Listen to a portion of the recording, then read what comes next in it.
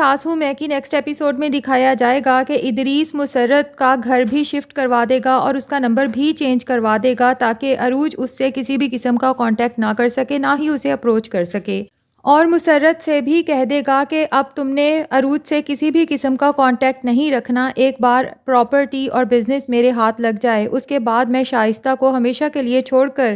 تمہارے پاس آ جاؤں گا اور ہم خوشحال زندگی گزاریں گے۔ مسرت بھی ادریس کی ان باتوں میں آ جاتی ہے،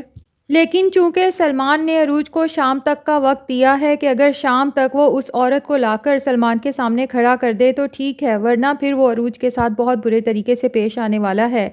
لیکن عروج کو مسرت کہیں نہیں ملتی اور اس کے بعد سلمان تو بالکل ہی عروج سے قطع تعلق ہو جائے گا۔ مسرت ایک دن اچانک عروج کو شاپنگ مال میں نظر آئے گی تو وہ اسے کہے گی کہ آپ کہاں چلی گئی تھی، میں نے آپ کو کہاں کہاں نہیں ڈھونڈا، آپ کو پتہ ہے اس دن آپ کی وجہ سے سب لوگ مجھے جھوٹا سمجھ رہے تھے۔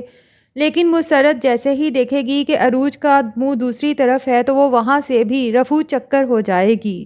اب ادریس سلمان سے کہے گا کہ تم نے دیکھ لیا نا کہ عروج کتنی جھوٹی ہے، اس نے صرف میرے اور شائستہ کے درمیان پھوٹ ڈلوانے کے لیے یہ کھیل کھیلا، اگر کوئی ایسی عورت ہے تو وہ پھر کہاں ہے، کہاں چھپ گئی؟ سلمان کو بھی یہی لگے گا کہ ادریس سچ بول رہا ہے اور عروج صرف اور صرف پھوٹ ڈلوانا چاہتی ہے، اس لیے وہ کہے گا کہ اب عروج آپ سے معافی مانگے گی اپنی غلطی پر، ورنہ میں اسے چھوڑوں گا نہیں۔